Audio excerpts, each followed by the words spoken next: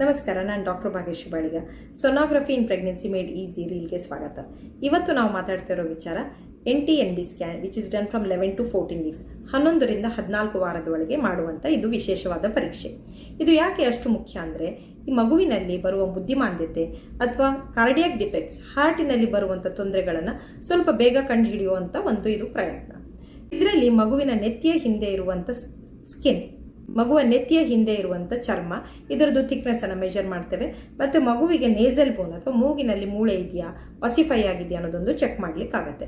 ಇದ್ರ ಜೊತೆಗೆ ಕೆಲವೊಂದು ವಿಚಾರಗಳಲ್ಲಿ ನಮಗೆ ಈ ತಾಯಿಗೆ ಹೈಪರ್ ಟೆನ್ಷನ್ ಇನ್ ಪ್ರೆಗ್ನೆನ್ಸಿ ಅಥವಾ ಹೈ BP ಬರುವಂಥ ಚಾನ್ಸ್ ಇದೆಯಾ ಅನ್ನೋದು ಒಂದು ಸ್ವಲ್ಪ ವಿಚಾರ ಗೊತ್ತಾಗುತ್ತೆ. ಈ ಸ್ಕ್ಯಾನ್ ಜೊತೆಗೆ ಡಬಲ್ ಮಾರ್ಕರ್ ಅನ್ನೋ ಟೆಸ್ಟ್ ಅನ್ನು ಮಾಡಿದ್ರೆ ತುಂಬಾ ಉಚಿತ. ಇದರಿಂದ ನಮ್ಗೇನು ಗೊತ್ತಾಗುತ್ತೆ, ಈ ಮಗುವಿನಲ್ಲಿ ಬುದ್ಧಿಮಾಂದ್ಯತೆ ಚಾನ್ಸಸ್ ಇದೆಯಾ ಇಲ್ವಾ ಅಂತ. ನೆಗೆಟಿವ್ ಬಂದ್ರೆ ಭಾರಿ ಸಂತೋಷದ ವಿಚಾರ. ಪಾಸಿಟಿವ್ ಅಂತ ಬಂದರೆ ಇಮಿಡಿಯೇಟ್ಲಿ ಹೆದರ್ಕೊಳ್ಬೇಡಿ, ಮಗು ತೆಗಿಬೇಕು ಅಂತ. NIPS ಅಥವಾ ಮುಂದಿನ ಪರೀಕ್ಷೆ ಕಾಲ್ಡ್ ಆಮ್ನಿಯೋಸೆಂಟಿಸಿಸ್ ಅನ್ನು ಮಾಡಿ ನಾವು ಕನ್ಫರ್ಮ್ ಮಾಡ್ಕೊಳ್ಬೋದು. ಅದರಲ್ಲಿ ನೆಗೆಟಿವ್ ಅಂತ ಬಂದರೆ ತಾವು ಪ್ರೆಗ್ನೆನ್ಸಿಯನ್ನು ಧೈರ್ಯವಾಗಿ ಕಂಟಿನ್ಯೂ ಮಾಡ್ಬೋದು. 5th ಮಂತ್ ಸ್ಕ್ಯಾನ್ ವರೆಗೆ ವೇಟ್ ಮಾಡ್ಕೊಳ್ಳಿ. NIPS ಅಥವಾ ಆಮ್ನಿಯೋಸೆಂಟಿಸಿಸ್ ಅಲ್ಲಿ ಪಾಸಿಟಿವ್ ಇದೆ ಅಂತ ಬಂದರೆ ಸ್ವಲ್ಪ ಬೇಸರದ ವಿಚಾರ. ಆದರೆ ಮಗು ಡೌನ್ ಸಿಂಡ್ರೋಮ್ ಆಗಿ ಅದನ್ನು ಡೆಲಿವರಿ ಆಗಿ ಆ ಮಗುಗೆ ಸಮಸ್ಯೆಗಳನ್ನು ಆಗೋದಕ್ಕಿಂತ ಅದಕ್ಕೆ ಟರ್ಮಿನೇಷನ್ ಸ್ವಲ್ಪ ಒಳ್ಳೆ ಉಪಾಯ. NIPS ಅಥವಾ ಆಮ್ನಿಯೋಸೆಂಟಿಸಿಸ್ ಅಲ್ಲಿ ಪಾಸಿಟಿವ್ ಇದೆ ಅಂತ ಬಂದರೆ ನಾವು ಪೇಷಂಟ್ ಪಾರ್ಟಿಗೆ ಮತ್ತೆ ಪೇಷಂಟ್ಗೆ ಗ್ರೀಫ್ ಕೌನ್ಸಿಲಿಂಗ್ ಅನ್ನು ಮಾಡ್ತೇವೆ.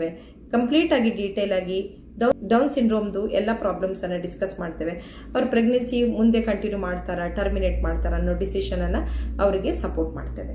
ಈ ರೀಲನ್ನು ದಯವಿಟ್ಟು ಸೇವ್ ಮತ್ತೆ ಶೇರ್ ಮಾಡಿ.